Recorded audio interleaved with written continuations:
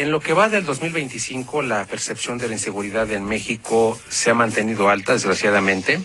En el primer trimestre de este año, el índice de seguridad alcanzó el 63%, según la encuesta nacional de seguridad pública del INEGI.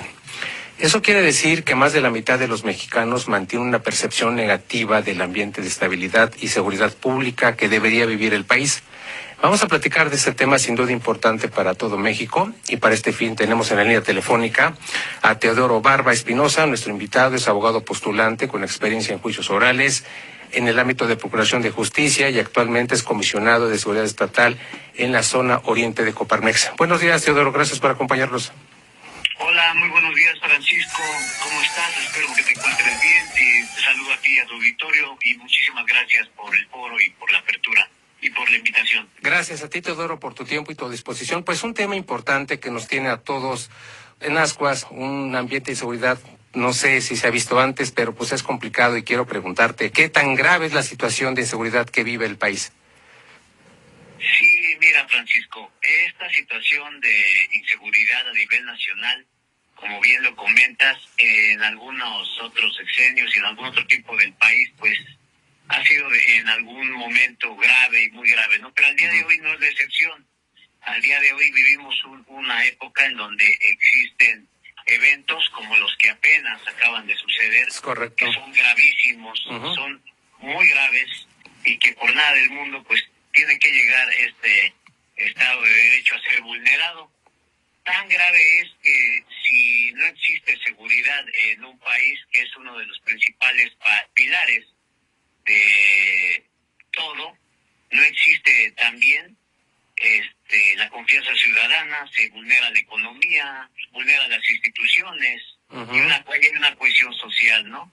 Entonces la magnitud del problema sí es grave y no es nada sencillo.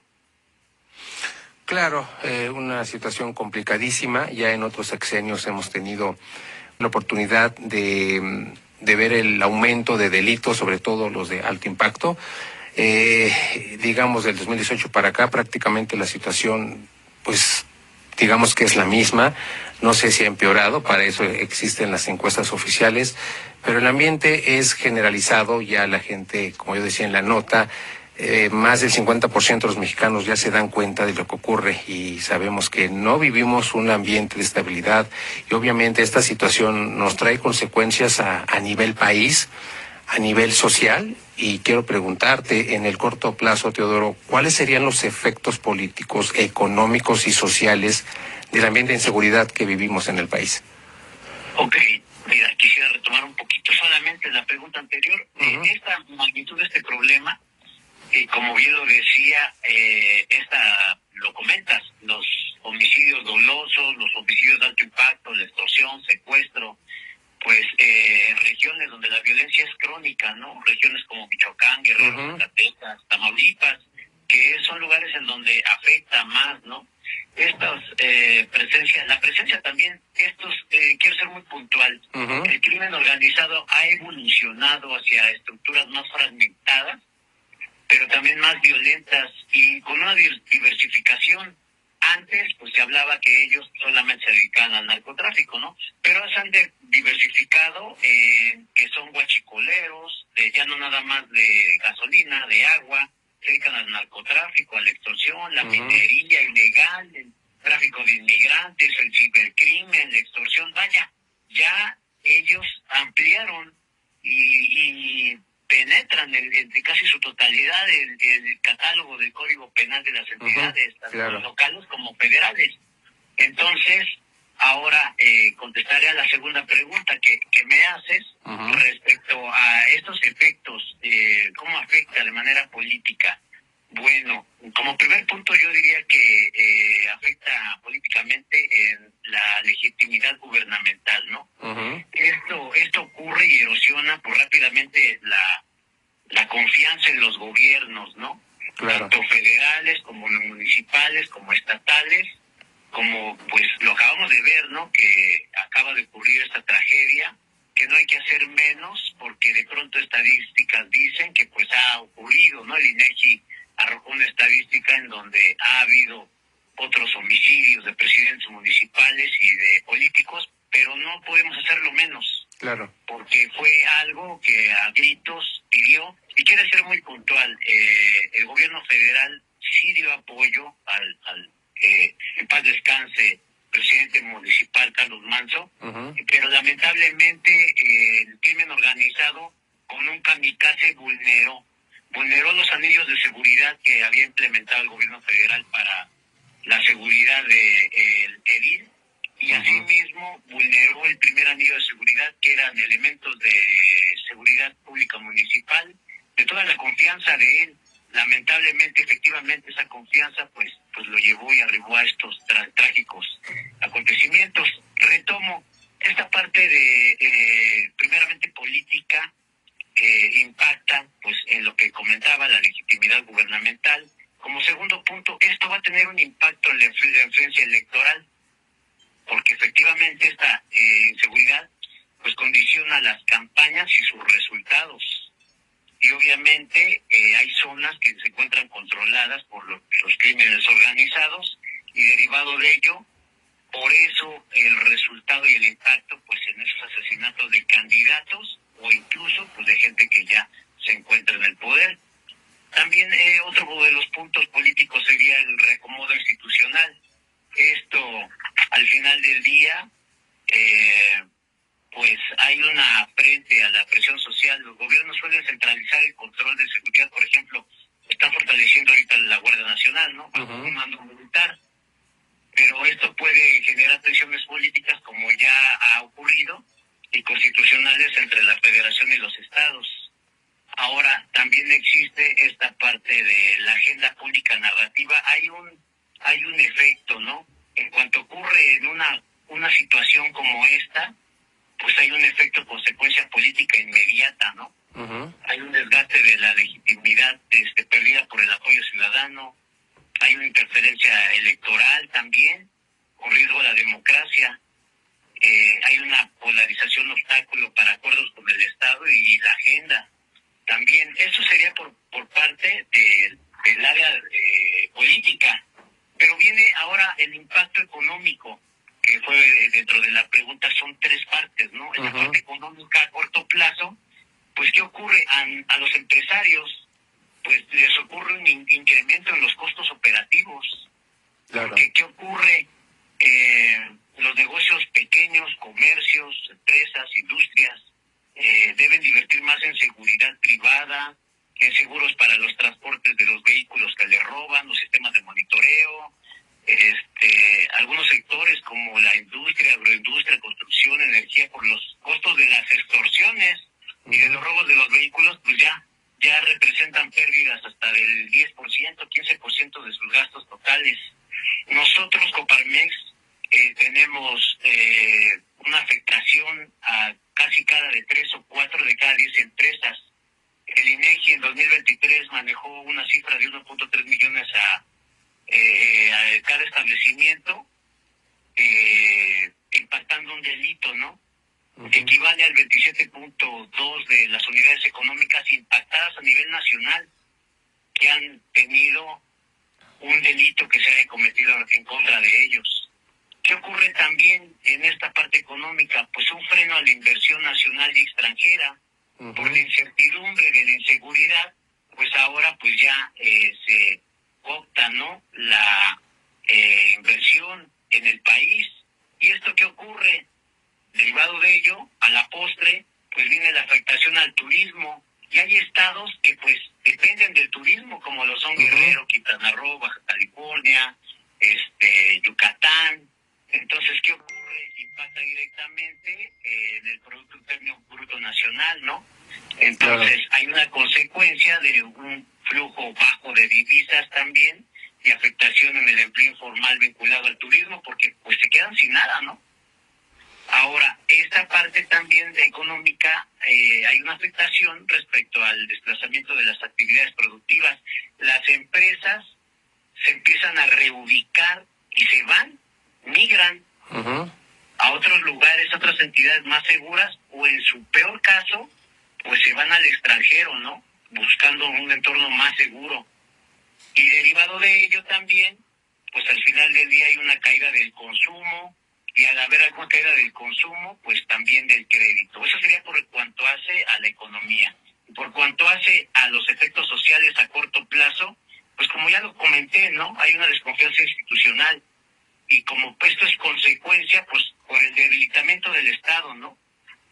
Hay desplazamiento interno y migración también, no nada más de las empresas, las personas.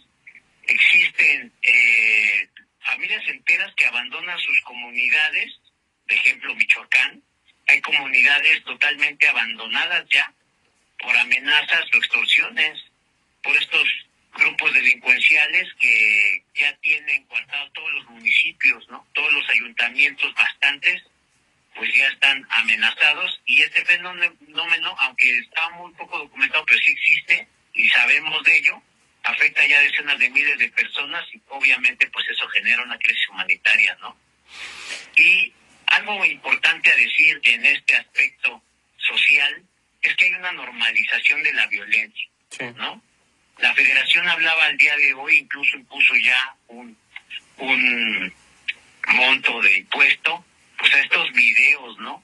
A estos videos que pues invitan a los adolescentes, que es la parte más vulnerable de la sociedad, ¿sí?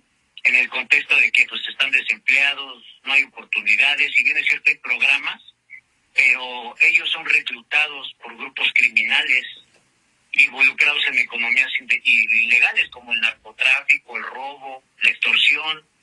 Entonces, esto impacta al final del día de manera social totalmente, desde la base que es la familia, por la parte en la que emigran, y asimismo en estas zonas se dan más los casos en Guerrero, Michoacán, Oaxaca, Veracruz, que impacta a estos jóvenes porque al final del día son captados por la delincuencia organizada. Así, esos tres puntos que me comentabas, el político, social y económico. Claro, son muchos los efectos y coincido contigo en estos dos últimos que acabas de citar, la normalización de la violencia y el reclutamiento de nuestros jóvenes a las filas de la delincuencia organizada.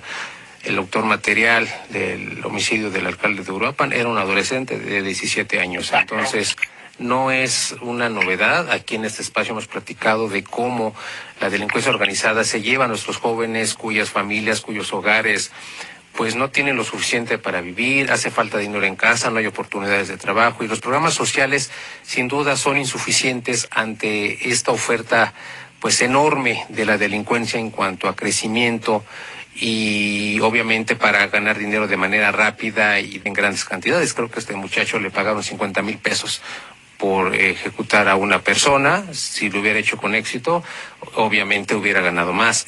Antes había tenido ya otras intervenciones, o por lo menos el arma que usó ya había sido objeto de otros delitos. Esa es la realidad de México, Teodoro. Es muy, muy complicada. Creo que el gobierno tiene una tarea muy grande por resolver, y estoy hablando de los gobiernos de México en general, el anterior, el pasado, antepasado, etcétera, etcétera, y los que vengan.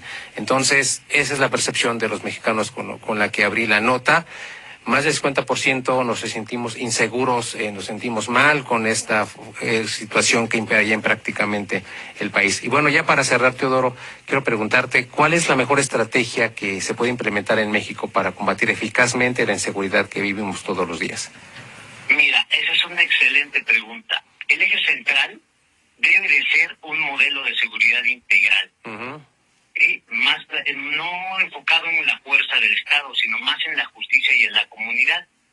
El primero de los puntos sería recuperar el control territorial y fortalecer las policías locales, la base, la municipalidad. Eso es la base de esta seguridad. ¿Cómo lo hacemos? Hay que profesionalizar a los policías municipales, estatales, empezando por los salarios, ¿no? Una carrera policial, controles de confianza y una capacitación permanente. Después existe al día de hoy un plan de seguridad nacional. Existe. Hay un Sistema Nacional de Seguridad Pública, el cual pues está creado para que en coordinación las municipalidades con la estatal, con la federación, en este programa de paz, sí, las mesas de paz del Sistema Nacional de Seguridad Pública.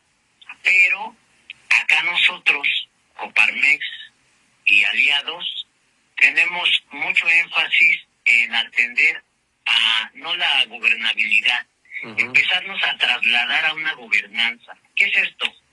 Que nosotros, sociedad, comercios, empresas, industrias y la autoridad, el Estado, juntos manejemos esta situación de la inseguridad. ¿Cómo lo hacemos? Se oye bonito, ¿no? De pronto. Sí, se oye bonito. ¿Cómo lo hacemos? Estamos implementando, te debo comentar, que estamos implementando bajo la dirección, obviamente, de nuestro presidente nacional, Juan José Sierra Álvarez, y así mismo como el presidente del Comité de Seguridad Nacional de nosotros, de Coparmex, es Jorge Peñuri Pantoja, y de igual, por ejemplo, en esta zona oriente, nuestra presidenta Odette Rodríguez Mares, estamos implementando junto con las municipalidades un programa llamado Empresa Segura.